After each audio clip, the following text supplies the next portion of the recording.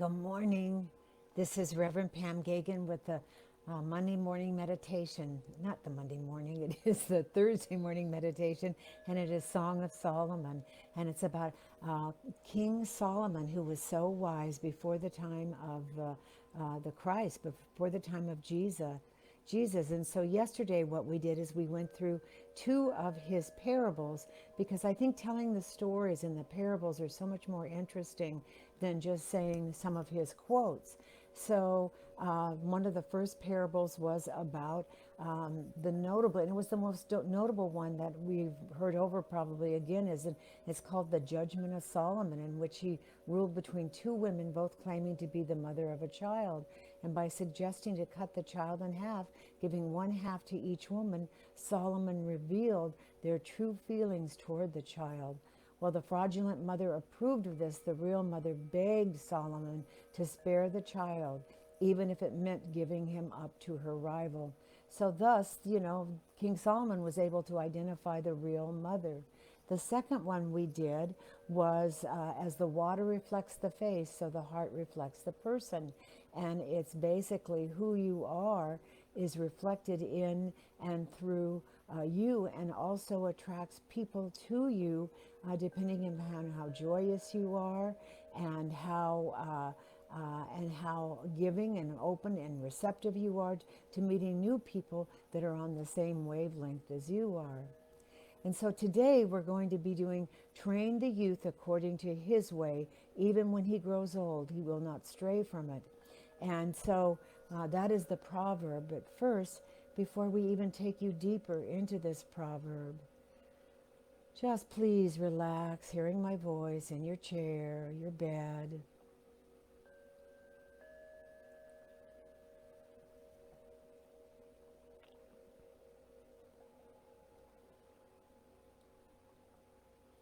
And feel from the heaven world this light that's coming all the way down, down from the crown, through the middle eye, our intuitive sight, to the jaw and the jawbone and the cheeks. And feel your jaw even becoming slack and your tongue becoming more relaxed. And have that energy come down into the throat chakra that works so hard to form the words of our thoughts and our ideas. And have the energy come down through the shoulders. Oh, just feel it relaxing in, listening to my voice.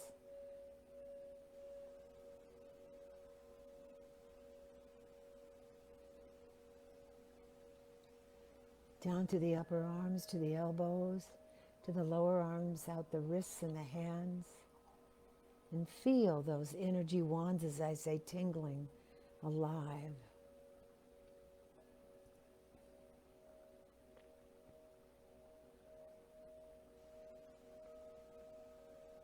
And now feel that energy go down, down, across the shoulders, and the shoulders may even become, just relax them, roll them back. Let them droop, let your neck droop, and place your hand on your heart to raise the oxytocin level in your body. The oxytocin that connects mothers to their babies and us to source.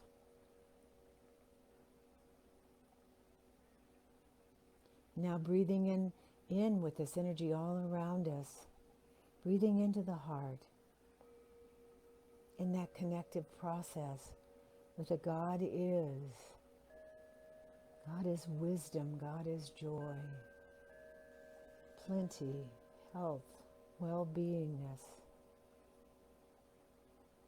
And then on the out-breath, I am. And I am all of that and more.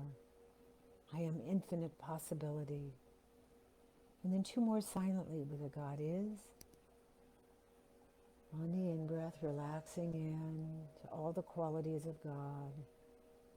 And an out-breath with the I am.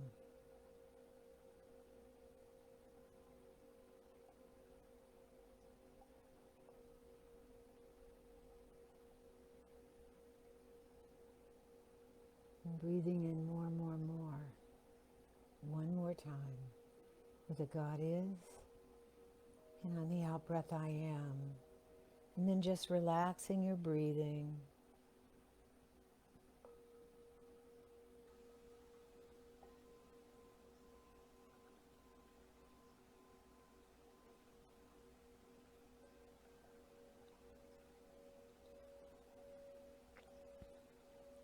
And have that energy go down to the chest, even more, down to the upper abdomen, the upper back, going down to the lower abdomen, the lower back, just relaxing in. Feel your body heavy, very heavy. In the chair or the bed, going down through the root chakra, just relaxing in more and more and more, connecting.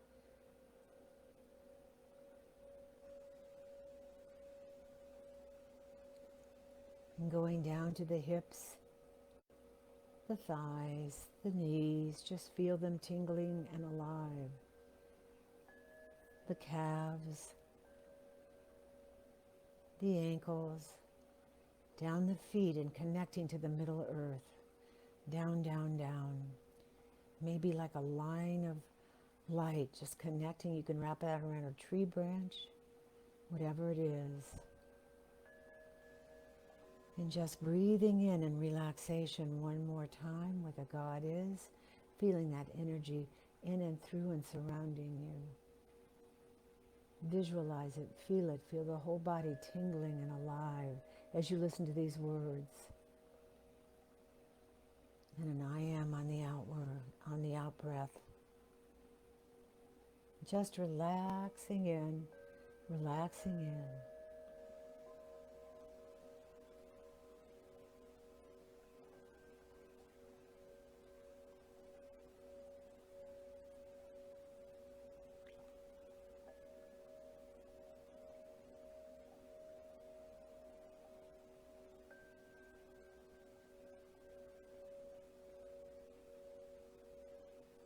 And the proverb is, train the youth according to his way. Even when he grows old, he will not stray from it. And it's about the difference between Western and Eastern, I say, education. Western education and some Eastern education too comes not only from source, but it comes from the top down. Parents know what's best for the child. And from birth, that child then acts according to what we say, especially when small.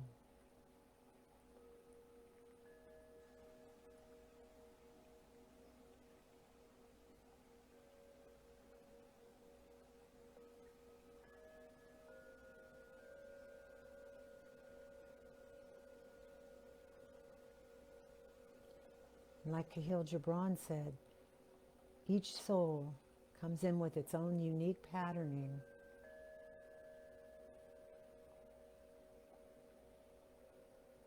And so your child is not created to be just like you. But many times parents have children to internalize their qualities themselves and carry on their name.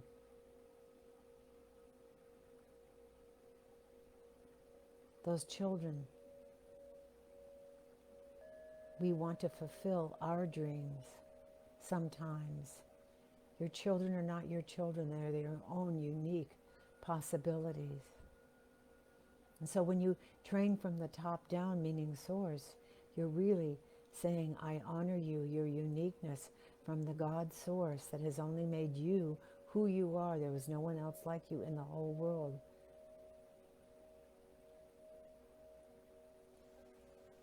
And so it is up to each child, given guidelines, not to follow in the parents' footsteps,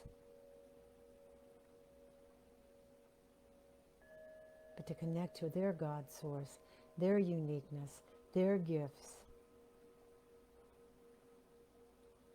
And from the top down, also sometimes it is in the school systems.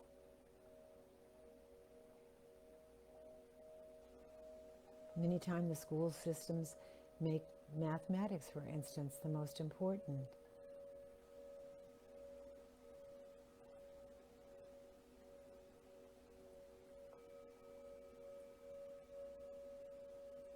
And yet growing up, we go and we say, I don't understand why I can't remember a quadrant equation. It was given to me when I was a child.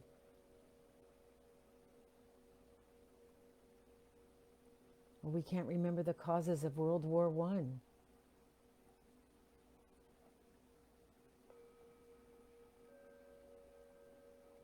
And King Solomon, in his wisdom, would have wondered the same thing. He wrote,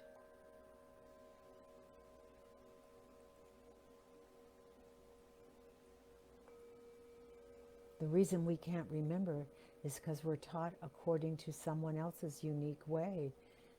And so our unique way was buried. And what we did learn was shoved down our throat until we regurgitated the words instead of truly understand them.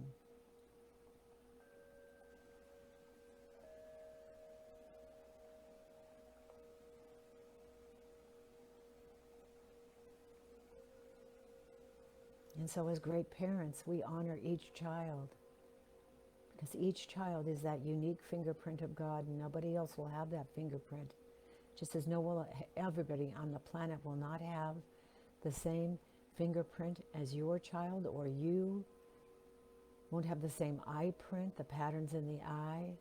Each seashell has its own unique fingerprint of God. Each snowflake has its own unique fingerprint of God. And that is how our children are too.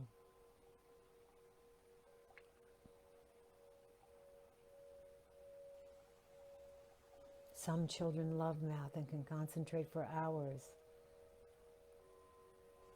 Some have that creative spark, and so the minute they sit down to do math, they start doodling.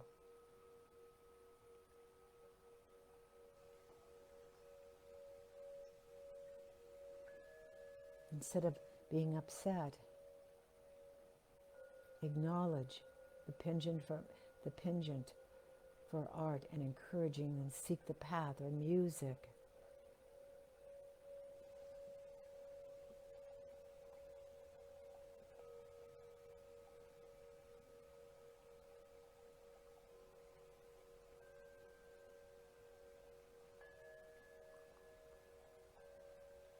So it's about recognizing your child's uniqueness.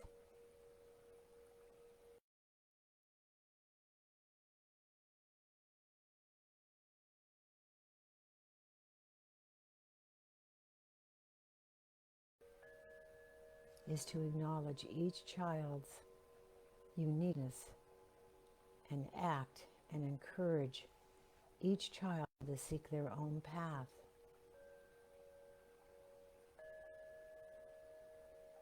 It doesn't have to bring about rebellion in any way. Actually, you're supporting something.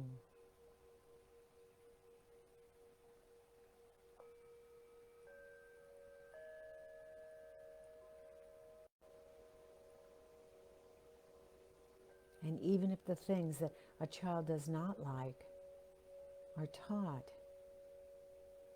even if history is a requirement, there are ways to incite curiosity and relevancy to each student. And if that is achieved, King Solomon tells us, it will not be easily forgotten.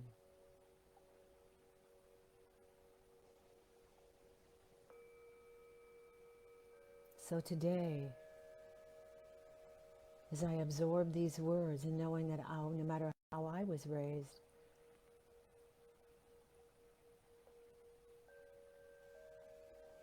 I go back and I find within me the inspiration of what inspires me. I use the wisdom of the sages throughout the ages.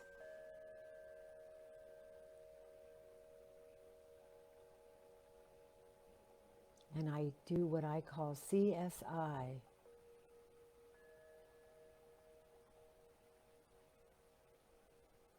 Come from that CSI education. Go within to the Center for Spiritual Inquiry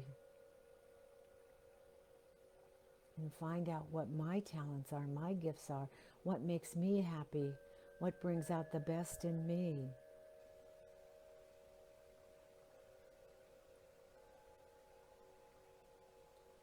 Knowing that as I nurture my gifts and I nurture each child in my life, each person's in my life's gifts.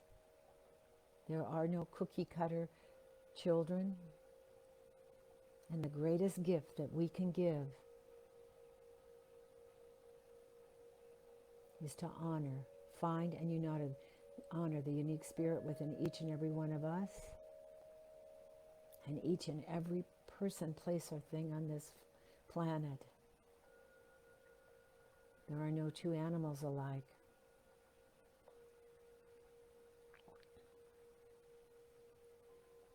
I loved a story I heard long ago about a farmer who had a bull. And he was so simple, and the bull was just so kind, never charged, loved the owner so much. Would come and eat at the table with the children and everything else. This bull, that are usually known for their raging hormones and raging ferocity sometimes in the fields, was part of the family. And when he made his transition, the farmer was devastated. So he had his DNA put in utero for another bull, just like his beautiful friend, one of his children. And the bull was born, and it looked just like his bull that he loved so much, but he was totally different. And this is the oddest story, because the farmer, not believing that this bull that looked so much like his beloved bull would keep trying to befriend him and find his gentleness in him. And he ended up being gorged and being killed by this bull. So that unique fingerprint of that bull was totally different than the one that was raised as a family member. It had its mission, its part to do. And the farmer would not honor that, or did not honor that.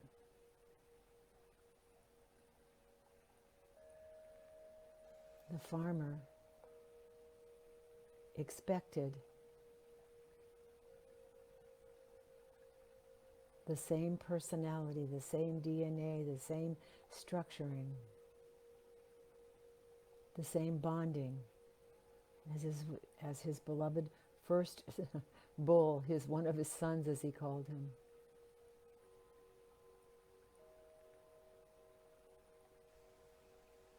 And instead of befriending him, he fell victim to this bull.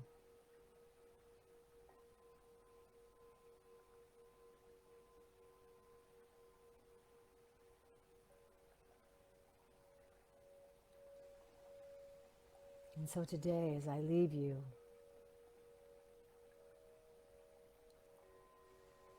think and look at expectations for others that you may have, beloved ones that you may have, wanting something from them they cannot give. And look at that uniqueness in and through and as them, and embrace it. And most importantly, look at how you were programmed. Were you taught to bring out the highest and best in yourself? For it's never too late to become what you might have been.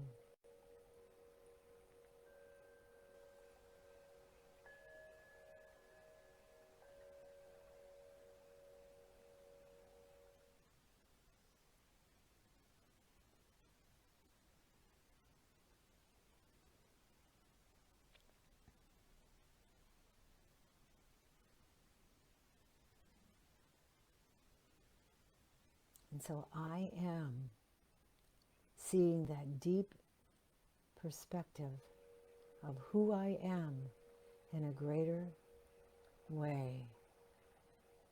I am honoring all my uniqueness today, inspired by my own spark of the divine. For everybody else's spark is already taken. I can only bring into life what the sages throughout the ages said was the most important thing: to know thyself, to be thy authentic self.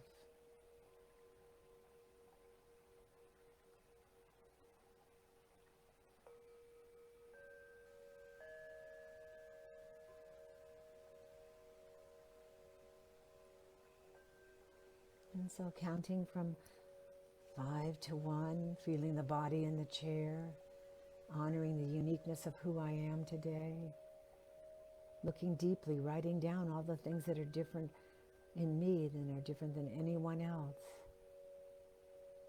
being aware of them, supporting them for the highest and best for self and all around me, and letting go of expectations of others. For others will never meet my expectations. They have their own expectations, their own journey.